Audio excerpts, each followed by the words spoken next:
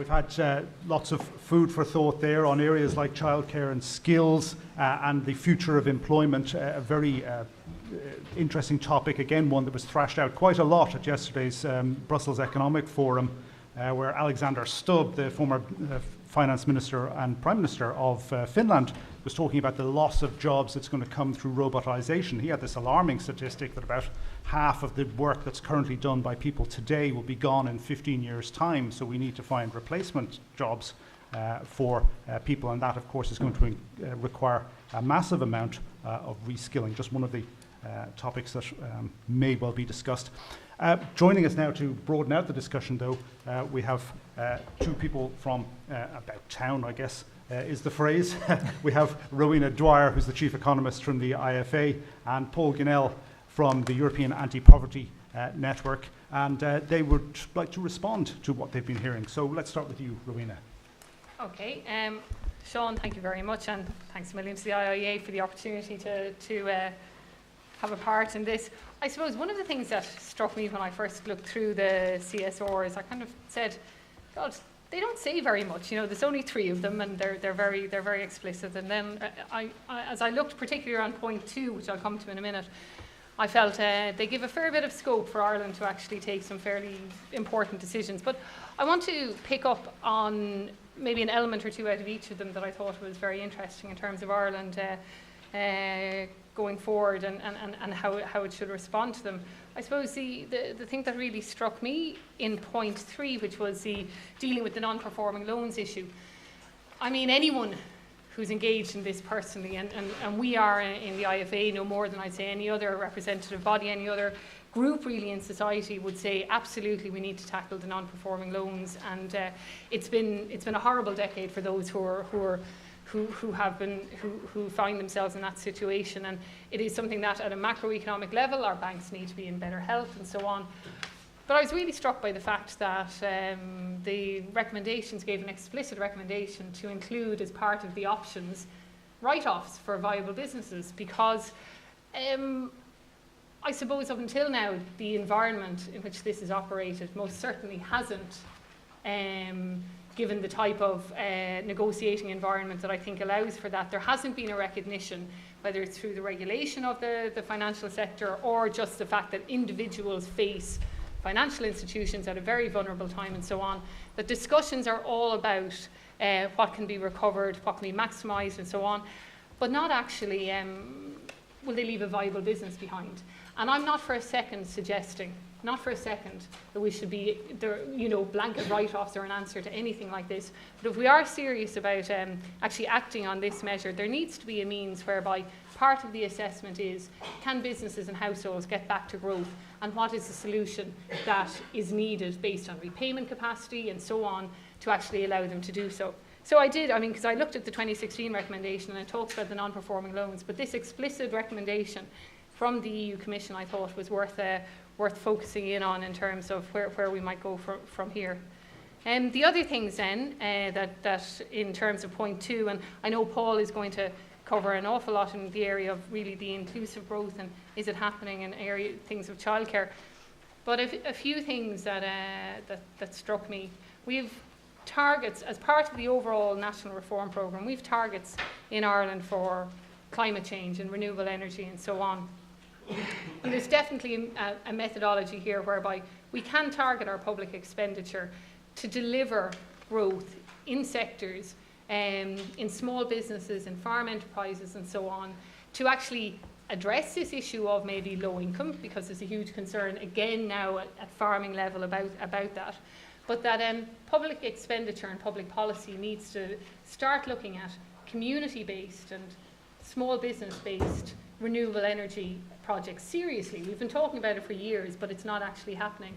And the double dividend there is actually meeting Ireland's national targets in the area of climate change and renewable energy, or at least contributing to that, and at the same time potentially generating income in areas and sectors and businesses that otherwise mightn't be doing so well. I think that's a real area where you can have targeted public expenditure investment in this area of innovating and supporting SMEs. And my last point before we go, on the fiscal rules, or not on the fiscal rules, on the pursuing the fiscal policy in line with the requirements, I think that's absolutely a given. But I would like to echo the point that the Minister made in his speech relating to the flexibility required in the fiscal rules relating to capital expenditure. You can't recommend that we do a whole load of investment in transport, water services and innovation if, on the other hand, there is a significant limit to what can be spent in this area because of quite rigid fiscal rules. And I would recommend to anyone in the audience here, if they haven't read it yet, there's a brilliant paper from the IIEA written by Tim Costello where he explains the fiscal rules and the flexibility that could be put in place. And I think that's something that Ireland has to start being more vocal about. So there's some thoughts. Some thoughts indeed. Thank you very much for that, Rowena. Paul, you have some more thoughts to add to those? I certainly do. Yeah, thanks for the opportunity to present, and I think welcome the theme of the conference on inclusive growth.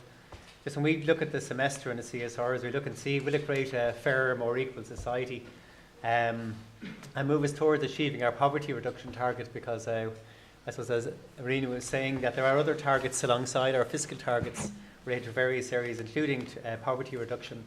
But most recent statistics, our target is to reduce consistent poverty to 2% or less by 2020.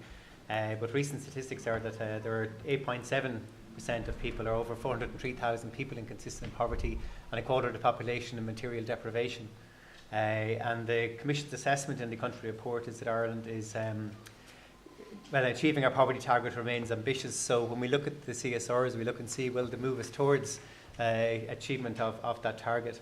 There's been a lot of focus and discussion on the need to invest in infrastructure, particularly social infrastructure, and for us that's extremely important.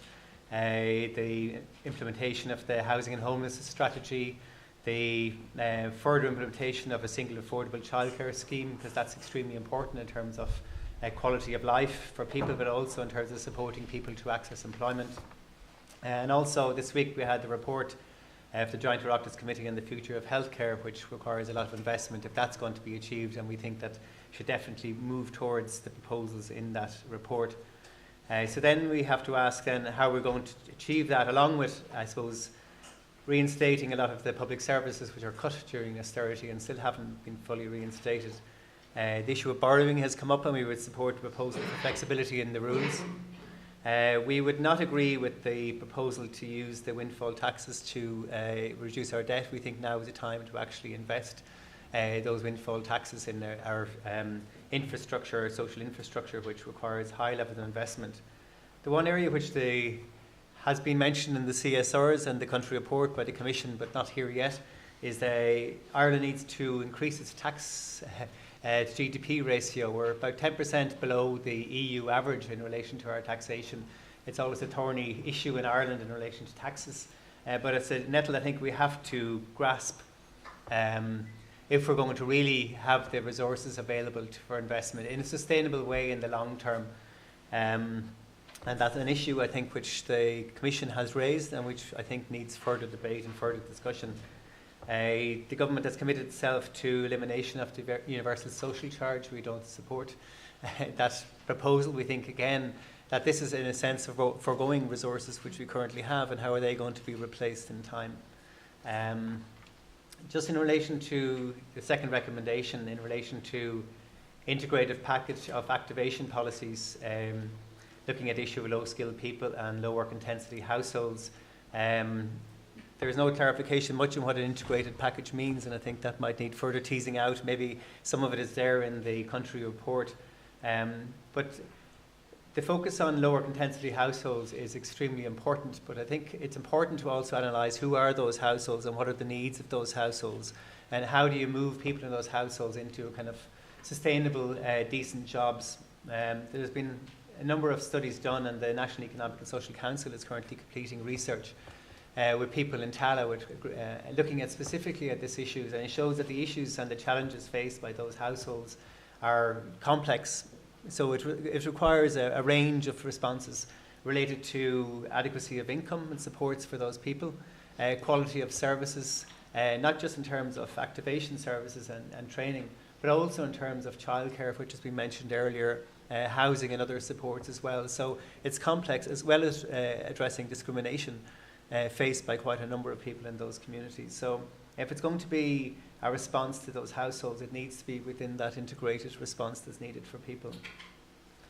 Just in relation to health, which is not in the CSRs but in the preamble, the issue of primary health care is mentioned, the importance of primary health care, and also towards the issue of challenge of a single tier health system. And they're obviously extremely important, but the raising the issue of cost effectiveness are within the context of cost effectiveness.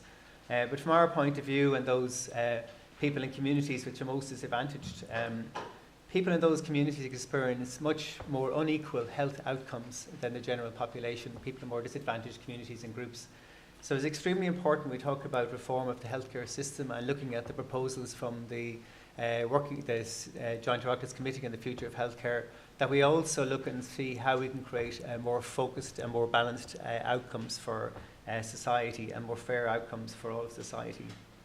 And just finally, one of the things we've been looking at for quite a while, and it's included in the programme for government, is the issue of impact assessment of policies, all policies. So when we're talking about creating a more inclusive society, we're not just talking about social policy, we're also talking very much about economic policy and budgetary policy. So we very much need to see that the proposals around proofing of policies and budgets in the long term needs to take place, and that it's effective in addressing issues around inequality and poverty, that it's not just about social policy, it's also about our economic policy. Thank you. Great, Paul, thank you very much. Who would have thought 3 short paragraphs could produce so many topics for debate? I know you're keen to get in on that debate, but I do want to sort of slightly abuse the chairman's privilege and put the issue back to you, Michel, which has been raised by our 2 discussants here, which is, I suppose, crystallised by these 2 events this week, the publication of the Oireachtas All-Party Committee recommending a series of investments in the health system here, and also the privatisation, or part privatisation, of Allied Irish Bank, probably going to be the biggest IPO in Europe this year. A lot of money due to come into the Exchequer, but due also to be used for paying down debt.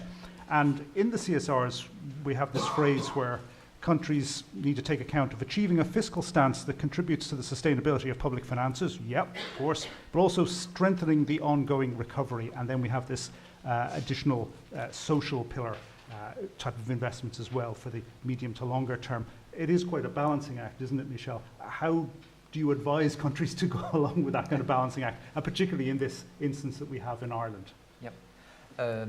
Very briefly, because I'm also interested to hear the reactions and questions from the audience on the recommendations. I would say, first of all, you do not expect me to say that you should not respect the Stability Pact. So I'm going to say it. The Stability Pact conditions need to be fully respected. I think it's even more important today than it was a few years ago. Now, I think the issue is about investment, and for me, investment does not necessarily mean public investment. I think there are ways, and there should be ways, to stimulate more private investment. And the information I have suggests that there is space for investors, private investors, to do more in Ireland. And so there it's a question of incentives, it's also sometimes a question of regulation, but I think something needs to be done to stimulate private investment, for example, in housing. I think this is one of the issues on which something needs to be done very quickly. I would say, second, if you look at the fiscal situation, you also need to look at the revenue side. And there we have said it, and I will repeat it here, there is a need to broaden the tax basis. In particular, we believe in the Commission that some what we call tax expenditures that are basically exemptions or derogations to the tax basis should be reviewed, and with really the objective to broaden the tax base. If I can take one example, I understand, correct me if my information is not fully correct, there is a special VAT rate of 9% for tourism, and I think it was invented to create more jobs in this sector. Do we have evidence of the number of jobs that have been created And do we have evidence that indeed all the private companies involved in tourism have reduced the bills that they are charging to tourists as a result of this reduction in the VAT rate? If not, perhaps it's a moment to reconsider it, because I think that's an important increase in revenue. After all, we are talking about Chinese tourists paying these VAT rates, right? And so I believe this is a way to increase the tax basis and to have more capacity for investment. So that's a quick reply, and maybe I will come back to it later.